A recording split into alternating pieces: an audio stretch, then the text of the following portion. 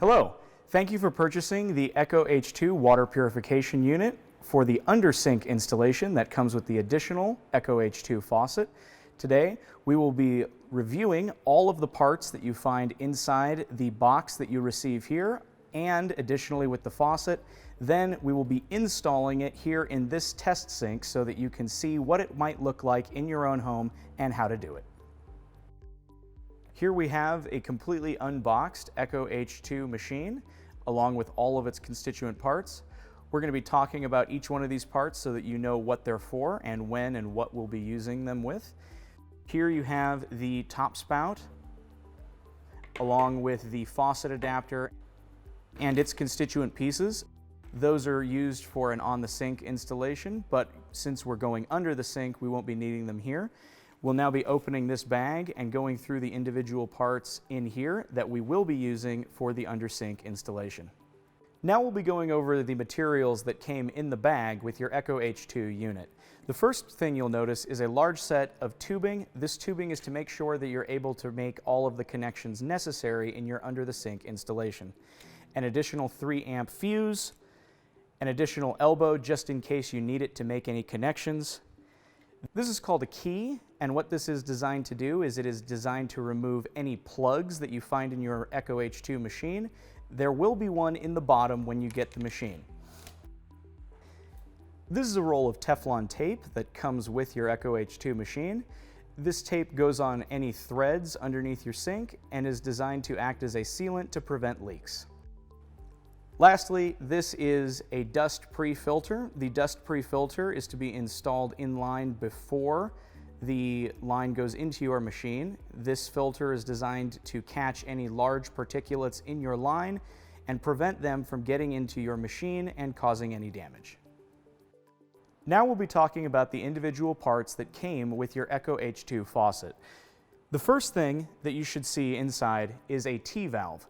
This valve fits underneath your sink and is designed to get water to your machine and still allow you to utilize your sink at any time. It also comes with a top spout adapter, which comes in 2 pieces, a metal piece and a plastic piece. Both of these pieces should be fitted together and then inserted into the top spout on your machine. You'll also see a number of washers. The washer here is designed to fit on top of your sink and be aesthetically pleasing and match the sink you have. It also acts to prevent any leaks. You also see 3 individual washers, a black washer, a steel washer, and a brass lock nut. These should all be aligned appropriately and installed to make sure that your faucet is secure on your sink. Lastly, you actually have the faucet itself. This faucet, as you can see, has 3 different tubes that come out of the bottom: white, red, and blue. These 3 tubes do not indicate temperature, hot, cold, or something else. Rather, they're colored so that you can easily install them into the appropriate location on the machine. White into the top, blue into the bottom, and red into your main water line. Before we begin, you will want to make sure that you have the following: channel locks, an adjustable wrench or pliers, Teflon tape, and a flashlight. I'd also recommend a towel, and a shallow pan or bowl is optional in case you want to catch any leaking water.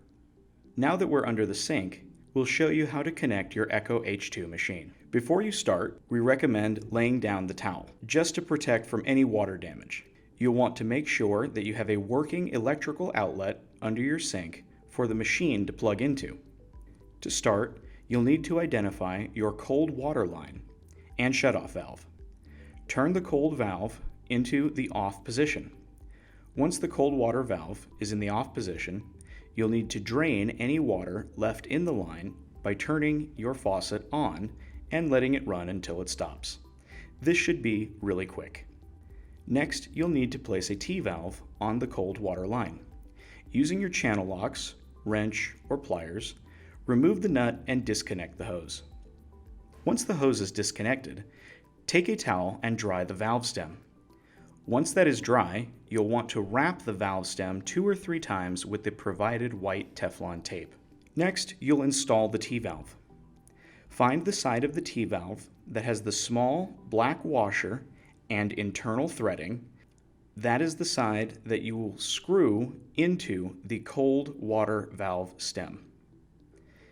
You'll need to finish tightening the T-valve with your pliers or channel locks. Once it is on tight, you can adjust the T-valve to the best position for your install.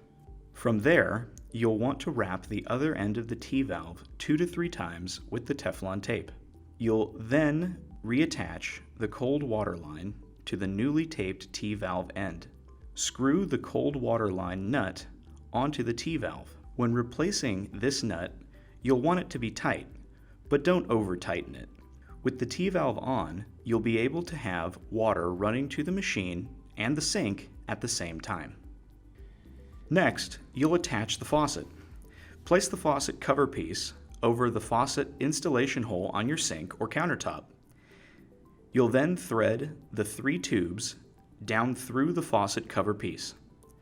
You'll also slide some of the faucet stem into the cover piece as well. Once that is in place, we'll need to tighten the faucet down by placing these 3 washers on the bottom. They will go in this order: black rubber washer, stainless steel washer, and finally the brass lock nut. These will slide all the way up the 3 colored tubes until you reach the bottom of the faucet stem. You'll then have to screw on the brass lock nut until it is tight. Now that the faucet is in place, we can connect the 3 tubes. Starting with the white tube, which will connect to the top of the machine, you'll want to press it in firmly to prevent any leaks. Next will be the blue tube, which will go in the white plug on the bottom of the machine. You may have to lie the machine down to connect this one. Again, firmly press the tube into the white plug to prevent any leaks. Those are the 2 tubes that connect to the machine, so you can now put that to the side. The last tube is the red tube, which will connect to the white plug on the T-valve. Now you can add your dust pre-filter. This filter is installed in line on the red tube. To start, you'll need to cut the red tube. When you install this, you'll need to have the blue inline portion towards the T-valve, with the white inline portion towards the machine. If you're not sure which end goes where, there is an arrow on the dust pre-filter, which shows the direction the water needs to flow through it. Make sure the T-valve is in the open position, so water can flow to the machine. Then open the cold water valve. Look for any leaks. If anything is leaking, you'll want to turn off the cold water valve and tighten the nearest connector. After all that is finished, you'll need to plug in the machine to an electrical outlet and then turn the machine on by flipping the black switch on the back of the machine. It should light up and begin chiming when it is turned on. After that, you'll need to turn the knob on the front of the machine to the on position. If your machine isn't turning on, make sure it's plugged into an outlet that has constant power. You'll want to leave it in the on position most of the time. The only time where you would turn it off is if you are not going to be using the machine for more than 3 consecutive days. Once the machine is on, all you need to do is turn the lever on the faucet to dispense hydrogen water. The first time you turn it on, you should let it run for about a minute to clean out any spare carbon from the filter. This water will appear slightly gray. This is normal. After the faucet is turned off, it will drip for 10 to 15 seconds. This happens because the machine is removing excess water from its components, so that you never drink stale water.